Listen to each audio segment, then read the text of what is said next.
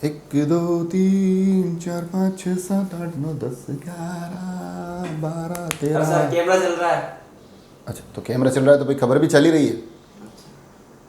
आप सभी लोगों को भी लगा होगा मेरे कैमरामैन की तरह कि मैं गाना गा रहा हूँ। हालांकि तेजाब फिल्म का एक गाना बड़ा ही मशहूर था, मगर मैं अभी गाना नहीं गा रहा था, ये मेरी खबर ही चल रही थी। अब आप कहेंगे खबर में गिनती क्यों? तो चलिए, आज 2 खबरें हैं और दोनों ही खबरों में गिनती बड़ी ज़रूरी रहने वाली है। आप अपने बच्चों को भी अगर गिनती सिखाना चाहें तो ये 2 खबरें उनको दिखा सकते हैं। हाँ, जो मैं गाना गा रहा था उसमें गाने में गिनती होती है 13 तक, मगर जो हमारी पहली खबर है उसकी गिनती 13 से थोड़ी और आगे बढ़ती है, 23 24 25 के आसपास जाती है। और खबर ये बाघोल गांव से आती है। जी हाँ, अभी जो आप दृश्य देख रहे हैं स्क्रीन पर, जहाँ बाघोल में एक ही स्थान पर सड़क किनारे एक नाली है और इन बदलते दृश्यों में गाड़ियाँ ज़रूर बदल रही है, मगर उस नाली का प्रभाव बड़ी मजबूती के साथ बरकरार है। वो अपने आसपास से गुजरने वाली तमाम गाड़ियों को अपनी चपेट में बराबर ले रही है। अब उन गाड़ियों में वो कोई भेदभाव नहीं कर रही है, कोई बड़ी गाड़ी आ रही तो भी उस गड्ढे में गिर रही है, कोई छोटी गाड़ी आ रही तो भी उस गड्ढे में गिर रही है, 3 व्हीलर सवारी टेम्पो आ रहा है तो भी गिर रहा है, 3 व्हीलर का अगर कोई ये लोडिंग टेम्पो आ रहा है तो भी गिर रहा है। तो तमाम इन गाड़ियों को वो गड्ढा अपना प्रभाव बता रहा है और इस प्रभाव को बताने के साथ साथ वो आसपास आने जाने वालों को गिनती भी सिखा रहा है कि भैया 1 2 3 4 5 6 7 8 से लेकर कि कितनी गाड़ियों को देखो मैं अपनी चपेट में ले चुका हूँ। और मज़े की बात देखिए कि इस रास्ते से गुजरने वाले आम आदमी की इस आफत के पर, इस मार्ग से आहत होने के बाद भी इस छोटी सी समस्या में कोई राहत देने की कोशिश नहीं हो रही है। क्योंकि हमारे लिए महज ये दृश्य हो सकते हैं, लोगों के लिए महज एक छोटी सी समस्या हो सकती है, मगर थोड़ा सा एक मानवीय पहलू जोड़ते हुए अंदाज़ा लगाइए कि आप वहाँ से गुजर रहे हैं अपने परिवार के साथ, किसी काम पर जा रहे हैं, या आपका 3 व्हीलर टेम्पू है। बड़ी सामान्य से लोग होते हैं जो 3 व्हीलर टेम्पू रखते हैं और वो ऐसी स्थितियों में उलझ कर फंस कर रह जाते हैं, तो उनके साथ कितनी ज़्यादा परेशानियाँ होती होगी, इसका अंदाज़ा लगाना पड़ेगा। और महज थोड़ी सी अगर राहत देने की एक भावना रखें, थोड़ी सी एक जागरूकता रखें, तो शायद इस समस्या का समाधान हो सकता है। हालांकि जागरूकता वहाँ के स्थानीय लोगों ने ज़रूर रखी। उस नाले के पास कुछ झंडियाँ लगाई है ताकि आने जाने वाले को ध्यान रहे कि सड़क यहीं तक है, मगर इस बात में कोई दोहराए नहीं है कि जिम्मेदारों ने अपनी जिम्मेदारी नहीं निभाई।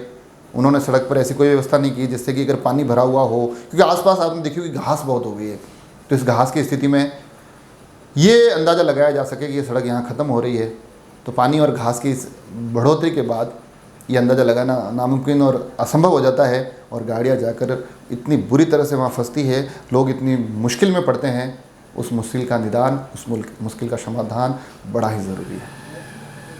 तो ये हमारी आज की पहली खबर थी जिसमें हमने बताई कि गाड़ियों की गिनती लगातार चल रही है।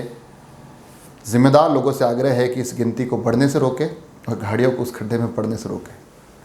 अब चलते हैं भैया। आप कहेंगे यार भैया ये खबर तो थी आपकी, पर इसमें तो हमारे बच्चे 20-25 तक की गिनती सीख पाए।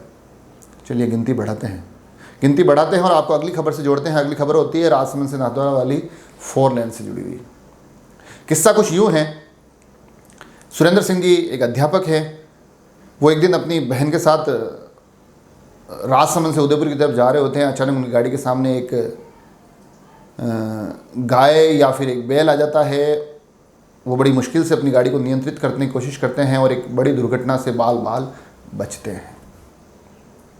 और तब उनके ध्यान में आता है कि ये स्थिति क्यों है, और साथ साथ वो ये भी सोचते हैं कि स्थिति कितनी विषम है, कितनी बड़ी है। तो उसका अंदाज़ा लगाने के लिए वो दोनों इन तमाम गोवंश की, इन तमाम वहाँ जो सड़क पर बैल हैं, जो भी बछड़े हैं, उनकी गिनती प्रारंभ करते हैं। और दोनों में शर्त लगती है। वो बताते हैं कि हमने एक आंकड़ा निर्धारित किया कि भैया 200 के आसपास का कुछ होगा, मगर जब वो गिनती बताते हैं कि जब राजसमंद से लेकर हम उदयपुर तक पहुँचते हैं, तकरीबन 500 तक वो गिनती पहुँचती है। और जब उनकी इस खबर को डॉक्टर कमलेश जी सुनते हैं, कमलेश जी पालीवाल जब देखते हैं, तो वो भी हमको वहाँ से वीडियो बना के भेजते हैं कि ये स्थितियाँ कितनी भयावह है। हालांकि मैं ये तो नहीं कहूँगा कि तमाम दोष इस टोल प्रबंधन का है, तमाम दोष इस सड़क प्रबंधन का है, दोष उन लोगों का भी है जो गाय को माता कहते हुए भी गाय माता को सड़कों पर मरने के लिए छोड़ देते हैं। क्योंकि स्थितियाँ सिर्फ ऐसा नहीं है कि इंसानों के लिए मुश्किल है, आने जाने वाली गाड़ियों से ये गौ माता को भी उतना ही खतरा है।